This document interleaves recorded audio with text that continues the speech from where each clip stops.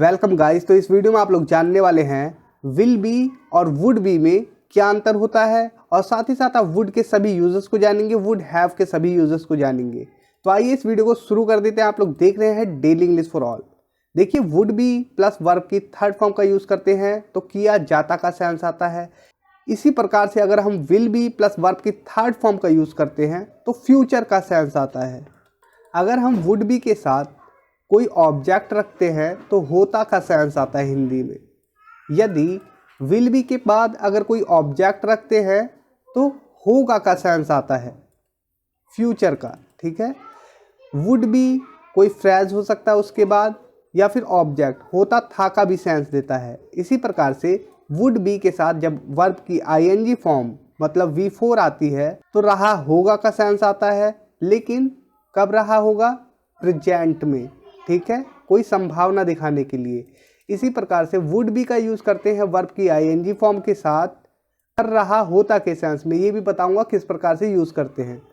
देखिए, will be का use जब वर्ब की आईएनजी फॉर्म के साथ करते हैं तो इसका मतलब होता है फ्यूचर में कुछ हो रहा होगा। इसी प्रकार से वुड बी के साथ वर्ब की थर्ड फॉर्म, ये तीसरा यूज है, किया जाता था के सेंस में यूज करते हैं। तो इस वीडियो को शुरू कर देते हैं। सबसे पहले मैं आप लोगों को विल बी के सभी यूज बताने वाला हूं। तो सबसे पहले हम विल बी के बारे में जानते हैं। देखिए, विल बी का यूज तीन प्रकार से किया जा सकता है। विल बी का यूज हम करते हैं स्टेट ऑफ बीइंग, मतलब कि कोई दशा बताने के लिए, कोई कंडीशन बताने के लिए, किसी हालत को बताने के लिए। ठीक है, इस प्रकार से इसका स्ट्रक्चर आप लोग देख सकते हैं। तो देखिए, सब्जेक्ट, उसके बाद विल, उसके बाद बी, उसके बाद ऑब्जेक्ट। मैं दुनिया का सबसे भाग्यशाली आदमी बनूंगा तो हम बोलते हैं आई will be the luckiest man in the world. ठीक है, यहाँ पर विल बी के बाद एक ऑब्जेक्ट आ गया, या फिर इसे नाउन फ्रेज कह सकते हैं। सब कुछ ठीक हो जाएगा, एवरीथिंग विल बी फाइन। जश्न मनाने के लिए वहाँ हर कोई होगा, फ्यूचर की बात है। ठीक है, everybody will be there to celebrate. तुम्हें देखकर हर कोई खुश होगा, everybody will be happy to see you. अब देखिए, विल बी का सेकंड यूज हम करते हैं फ्यूचर कंटिन्यूअस में। सब्जेक्ट, उसके बाद विल बी, उसके बाद वर्ब की आईएनजी फॉर्म। जैसे वो काम कर रही होगी, सी विल बी वर्किंग। मैं बाजार जा रहा होऊंगा, I will be going to the market. अब विल बी का तीसरा यूज करते हैं हम सिंपल फ्यूचर के पैसिव में। स्ट्रक्चर है सब्जेक्ट, उसके बाद विल बी, उसके बाद वर्ब की थर्ड फॉर्म। आपके द्वारा इस काम को किया जाएगा, this work will be done by you. उसे पार्टी में बुलाया जाएगा, he will be invited to the party. तो आप लोगों ने विल बी के सभी यूजर्स देख लिए हैं। विल बी से हम फ्यूचर की बात करते हैं। ठीक है, यहाँ प्रेजेंट या पास्ट की बात नहीं होती है।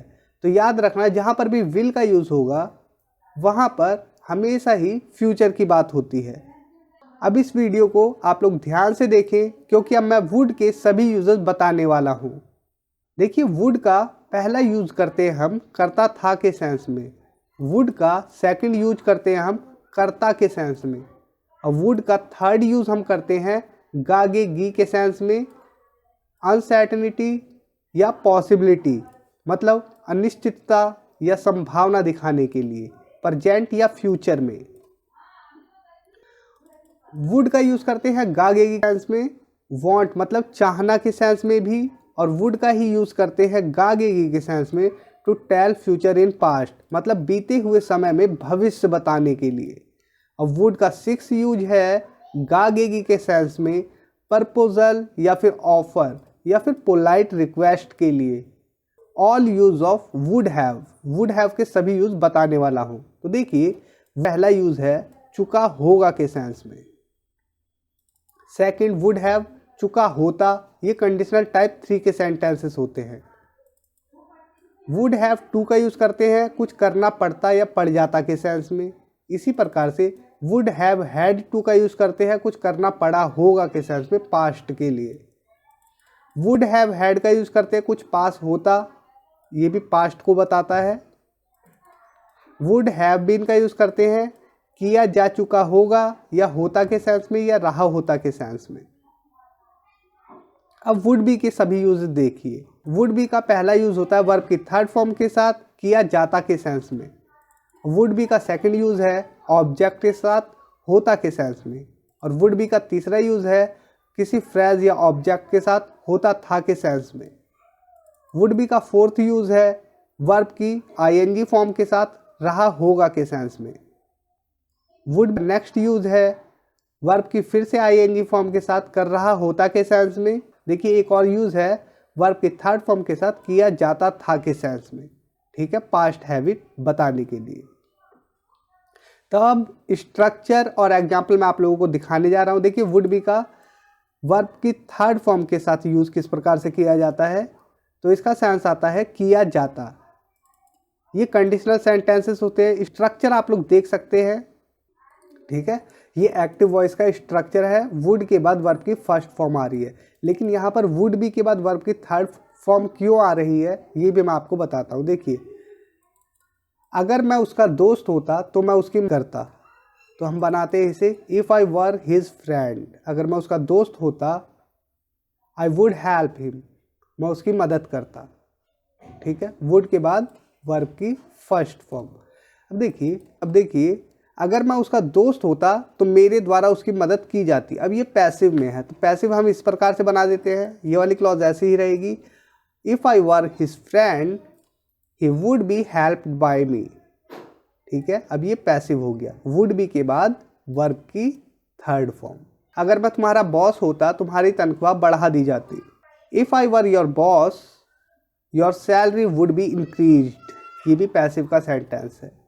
अब देखिए कंडीशनल सेंटेंसेस में अगर हमें ये कहना हो कि हम मेरे पास कुछ होता या किसी के पास कुछ होता, तो हम इस स्ट्रक्चर का यूज करते हैं, इफ़, उसके बाद सब्जेक्ट, उसके बाद हैड, उसके बाद अदर वर्ड। और सेकंड क्लॉज हम बनाते हैं इस प्रकार से, वुड प्लस वर्ब की फर्स्ट फॉर्म, ये का स्ट्रक्चर है फिर से, ठीक है। अगर मेरे पास 2 कलम होते तो मैं एक तुम्हें दे देता, ठीक है। If I had 2 pens I would give you 1, ये एक्टिव है। अगर मेरे पास 2 पेन होते तो एक पेन आपको दे दिया जाता, ये पैसिव का सेंटेंस हो गया। If I had 2 pens 1 pen would be given to you by me, would be के बाद फिर से वर्ब की थर्ड फॉर्म। देखिए अगर मेरे पास पैसे होते तो मैं एक लैपटॉप खरीद लेता। If I had money I would buy a laptop, ये एक्टिव है। अगर हम कहें इफ़ आई हैड मनी, अगर मेरे पास पैसे होते, a laptop would be bought by me, तो ये पैसिव है, मेरे द्वारा एक लैपटॉप खरीद लिया जाता। अब देखिए वुड बी का यूज़ होता के सेंस में, स्टेट ऑफ बीइंग दिखाने के लिए, इमेजिनेशन, ठीक है, कल्पना। स्ट्रक्चर आपके सामने है। सबसे पहले ये वाली क्लॉज रखेंगे, उसके बाद, ठीक है। अगर मैं राजा होता तो मैं महल में होता। If I were a king I would be in a palace. If I were a king I would be very happy, मतलब अगर मैं राजा होता तो I would be very happy, तो मैं बहुत खुश होता। तो कोई ऑब्जेक्ट भी आ सकता है, ऐसा नहीं है कि हमेशा वर्ब की थर्ड फॉर्म आएगी, ठीक है। ये प्रीपोजिशनल फ्रेज कह सकते हैं इसे। और यहाँ पर वेरी जो हैप्पी है वो एक एडजेक्टिव है, तो वुड बी के बाद ये भी आ सकते हैं, एडजेक्टिव या कोई फ्रेज। अब देखिए वुड बी का यूज़ होता के सेंस में, स्टेट ऑफ बीइंग बताने के लिए, पास्ट हैबिट, जब दोनों क्लॉज पास्ट में हो।